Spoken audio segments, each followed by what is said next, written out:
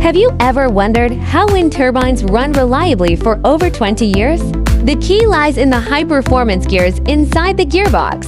Wind turbines rotate at low speeds but generate high power, so the gearbox must handle huge torque up to 2,000 kilonewtons-m and changing wind loads. Our gears are made of high-quality alloy steel 18 Crenemo 7. With professional carburizing and quenching, they achieved a hard surface at HRC 58 to 62 and a tough core at HRC 30 to 40. Using high-precision imported grinding machines, our gears reach ISO 5's AGMA 11 to 12 accuracy with low vibration and stable operation.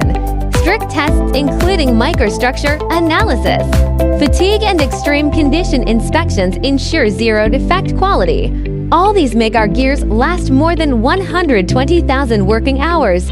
Follow us to learn more about industrial gearboxes and wind power technology.